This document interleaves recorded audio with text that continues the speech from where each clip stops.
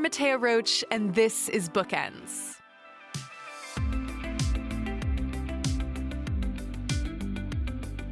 This show is all about bringing together best-selling authors with new literary voices.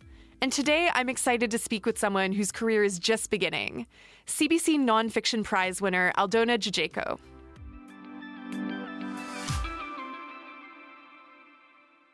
You probably haven't heard of Aldona Dziedziejko quite yet, but she could be a very big name soon if her winning essay for the CBC Nonfiction Prize is any indication. Ice Safety Chart Fragments is a beautiful experimental essay about different moments from Aldona's life living in a tiny community in the Northwest Territories. Each moment is tied to the depth of the frozen grounds that were established by geologists in the North. I love nonfiction that's poetic with a strong sense of metaphor or a clever framing device. And Aldona's juxtaposition of her own growth and self-exploration living in Wati, with the development of ice from a thin sheet into multi-year permafrost, was something I had never seen before. It's the sort of essay that left me thinking about it for hours after I read it. And Aldona's life is just as interesting as her work. She's originally from Poland and has lived in the West and the North, and all of those experiences inform her writing. Aldona is usually a poet, and she actually entered the CBC Nonfiction Prize on a whim. I am so glad that she did. Just a brief word of warning for listeners before we get into it. We are going to be dealing with some heavy topics, including suicide. If this is a topic that's difficult for you to hear about, or not something that you feel you're in the headspace to hear about right now, this may not be the conversation for you.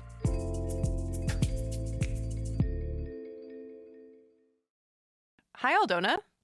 Hi, how's it going? Not too bad. Thank you so much for joining us today. Thank you for having me. This is very exciting. So first off, congratulations on being announced as the winner of the CBC Nonfiction Prize. It's amazing. I'm hoping that our listeners will go read that essay on cbcbooks.ca if they haven't read it already. But in the meantime, can you give us an outline of the piece? Well, in short, I wanted to answer a question, a very basic question, which is how did I end up going up north? Like what led up to it? And it's a question that I've asked myself, but it's also a question that people have asked me, And of course, the answer is quite complex, the more I thought about it. And so in the more complex layering that followed in the essay, I asked the reader to consider several things. Is loss the end or a beginning of something new? Can we learn from their regenerative cycles of nature? What is the meaning of death? And how can we talk about trauma lineage, not just our own, but of those around us that we pick up as well? And are we connected through our past? So those are all the questions I wanted to answer, but I was really, really struggling with how to write this essay. Well, first of all, I had a lot of poetic vignettes. I had a big messy manuscript that I had been writing up north. And I wanted to talk about the North and my time up north. I wanted to tell my story. And essentially, the basic question was, how did I end up going up north? And all these different scenes from my life that kind of resisted a chronological retelling. So I thought about a container to put it into. And I wanted the reader to think about some bigger themes through that. Mm-hmm. Yeah, there's so much in there that's interesting. I want to first start off by sort of seizing on this notion of place, though, because you're talking about what brought you up north, that it was sort of a complicated set of factors. You've lived in so many different places in Canada, including in the North, but you're not from this country originally. I want to ask what your relationship is with the Canadian territories and with the North specifically. Right, yeah, I thought about that. And, back in Gdańsk, which is northern Poland, where I'm from, so that's right on the Baltic Sea. And we did have cold winters there. So I do have childhood memories of playing in the snow. And the Baltic Sea would also freeze in late winter, and that jagged mottled ice is another memory that I have, just walking along the shore and noticing that. I'm very interested in the idea of psychogeography, how the terrain and your environment affect you emotionally. And then I ended up on the West Coast, or we immigrated to Vancouver, Burnaby area. And so the West Coast is so different. And I mean, we don't really have real winters, and it's always damp and it rains. But your landscape is also very formidable. Like, it really affects you. So we've got these deep jade lakes, right? The huge Douglas fir forests. And so, yeah, you can't help but just notice nature there as well. And then I lived in Winnipeg, and I discovered that I loved walking in the winter time. And we're talking like minus 20, 30, sure, why not? At that point, your body doesn't even register the temperature, right? It's minus 15, and then past that, you just it just all feels like, oh, this is all cold, and can't even tell the difference anymore. Yeah. Exactly. It's all just cold. And you throw in on a couple of layers and then you just walk. I remember walking to work and people thought I was crazy, like they're all about their cars. I'm like, well, why would you miss out on this? So moving up north, I lived in Wati. So that's 250 kilometers north of Yellowknife. So that's actually still subarctic. You feel so small. So especially if you're standing in Wati, we're surrounded by a lake and by bush, essentially. It's a community, a hamlet, really, of like for around 400 people. And so you walk behind your trailer, and 5 minutes in, you're in the middle of nowhere. And that's how you feel. You feel very small. Okay, here nature is in control. And you can't help but feel, you're maybe a little bit in danger. There's always something watching you, probably wanting to eat you.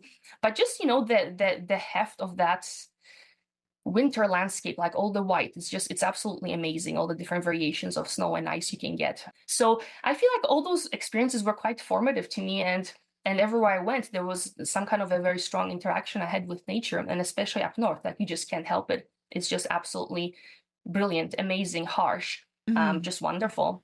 And I love walking, so I walked a lot and I wrote a lot about it, and then I needed to, I don't know, do something with it. Yeah, kind of to put all that together in one piece. It sounds, as you're talking about these different places that you've lived, from growing up in Poland to going out to BC, which, as you say, is a totally different kind of environment, and then being in Winnipeg, it feels as though there's like some common themes of things that maybe really spoke to you, that you were attuned to living in those different places that sort of all coexist in the north in Wati where you lived, whether it's sort of that gray sea with like chunks of ice in it, kind of, I guess that's the Baltic Sea, so not directly the Atlantic, but that sort of classic North Atlantic type water, or going for these cold walks in Winnipeg. It feels like it all was coming together for you in Wati in a way. I want to talk about the idea and the theme of ice specifically, because that's the framing device that you use in this piece that kind of brings everything together, as you were saying. What was it about the theme of ice and using ice as a metaphor that appealed to you? Like, what inspired you to put together these different bits of writing that you'd been doing in that way? Yeah, I think I've always been kind of fascinated by ice. I'm very like visually oriented, and so I noticed these patterns and these shapes that ice can take. But kind of on a deeper level, so ice and snow are metaphors, right, for the different states of matter too. So the depths kind of reminded me of the depths that we are willing to go to like examine our own thinking, right, our actions, and maybe our past, right. And so I wrote a lot of what appears in this essay when I was living up north, and I had a lot of fragments, like poetic fragments, so descriptions of the landscape. And I happened to find this Norwegian ice safety chart. So it was invented in Norway, I believe, but we use it all over the world now, especially in Canada and North America. And it's a chart with its symbols that tell us how safe the ice is, and that's how scientists communicate with each other. And it just felt right to arrange all my snippets and vignettes that way. I'm Mattea Roach, and you're listening to Bookends. I'm speaking with CBC Nonfiction Prize winner Aldona Dziedziejko. Aldona, we've been talking about your essay that won the CBC Nonfiction Prize. I'm wondering if you would be able to read some of that essay for us now. Sure thing, yeah. So I would like to read to you the first fragment, and it does make sense to start at the beginning because it does introduce some of the themes for sure.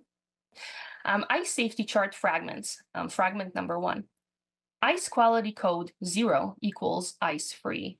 Atsumi, a woman close to my age, flew from Japan to Yellowknife and waded into the Arctic forest's deep snow drifts to die. She simply opened herself up to the elements, discarded her ear flap hat, bulky ski overalls, and her long pink down jacket. I imagine Aurora smudging the sky purple and blue, reflected in her glassy eyes. Did Atsumi intend for her death to be an end or a beginning? From within the bird body of a small Cessna plane, I watch the Arctic landscape beneath me splay out flat. The terrain looks wrinkled. Great Slave and Martin lakes are holding hands on the map, sky blue dancing in the ripples of lake water that is graying over with light frost. Had it looked this way to Atsumi? Perhaps in those last moments as her life drained into the permafrost, Atsumi glimpsed the coming spring ahead. She saw beyond snow, beyond winter, beyond death. Wilderness sojourns are a form of contemporary suicide. We surrender to the agency of the elements. The point is the rebirth, the thawing that happens afterwards, and the promise of germination. I wanted to see the ice grow deep on the tundra, melt, then begin again. I craved the whiteout of snow's soft cover. Thank you so much for reading. It really adds so much to hear the author read, even that I didn't get from just reading it silently myself. So I appreciate that so much.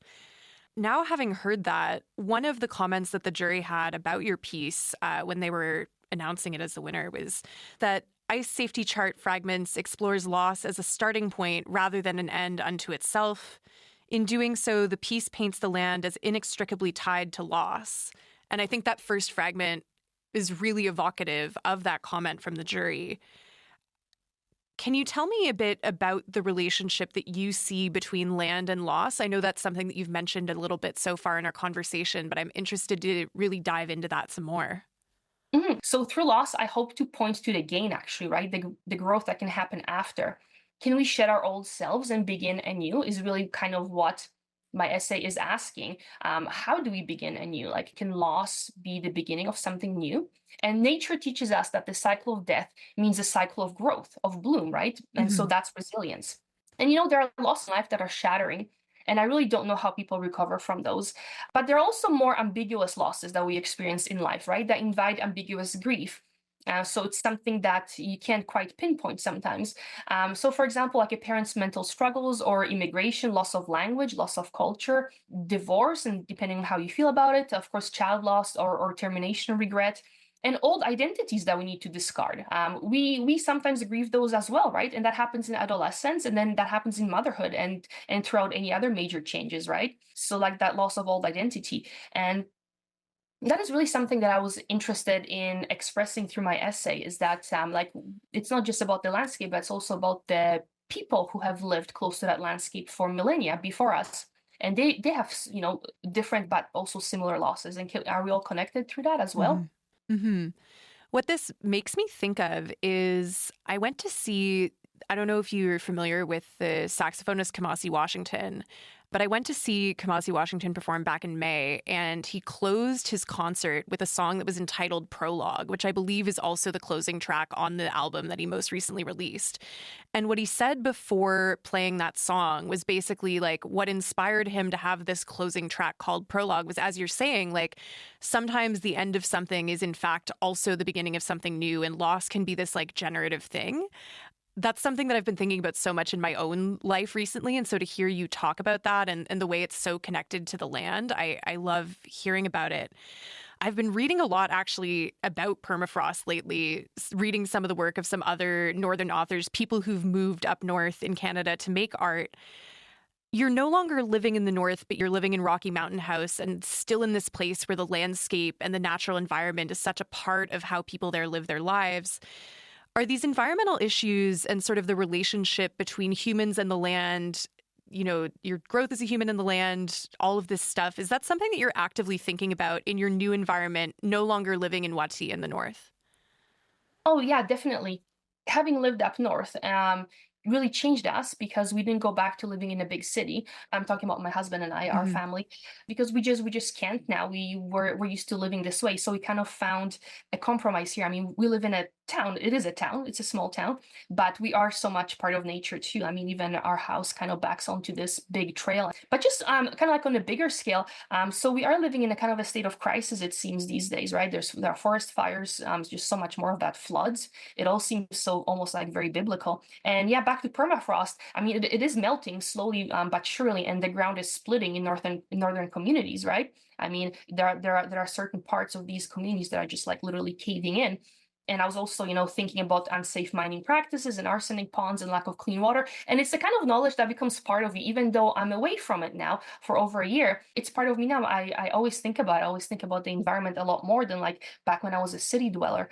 hmm And then, yeah, again, it's a really fascinating topic, right? And from a scientific point of view, like permafrost and but also landscape in general, it gives us really good information about how to live and just studying nature to help us in the future. I mean, I'm a historian, so I've always studied human patterns, but living up north has changed me, and now I feel like I need to study plants and forage, and think about where food comes from, like all those things, are still very much a part of me. And so in a way, we did end up in a place where the landscape and even ice and snow are still very much part of our daily life. I mean, we live right by the northern Saskatchewan River, and that does freeze over the winter time, and the winters are long here. But that's so essentially Canadian, all this stuff. It's so, and to me, that's so fascinating and kind of a little bit humorous, a little bit funny, coming from Poland and ending up being a very kind of a typical, almost like a cliche Canadian. But it's, I mean, if you're an artist or a writer, this sort of thing you absorb and it becomes a part of you, and you just have to either make art about it or write about it. It's something that changes you. Yeah. Thank you so much, Aldona, for having this conversation with me. It was such a pleasure. Thank you so much, Mattea, and thank you for just being excited about my work and doing a close read of it, and all that. It means a lot to me as a writer. Thank you so much. What you just heard was my conversation with 2024 CBC Nonfiction Prize winner Aldona Dziedziejko.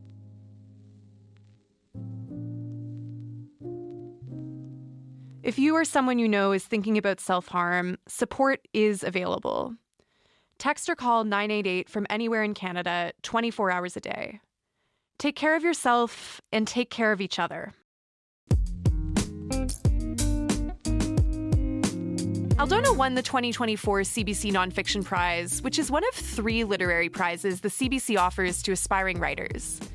And another one of those prizes, the CBC Short Story Prize, is open right now.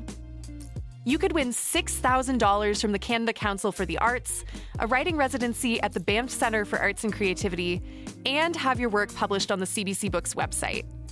Just head to cbcbooks.ca for all the details. This episode was produced by our executive producer, Aaron Balser, and Daphne Santos Vieira. Our senior producer is Jacqueline Kirk. I also want to thank our radio techs and the entire CBC Books team. It takes a village to make a show. I'm Mattea Roach, and this is Bookends. You can tune in on Sundays and Wednesdays on CBC Radio, or follow the show on the podcast app of your choice. Thanks for listening, and I'll see you next time. Because when the book ends, the conversation begins.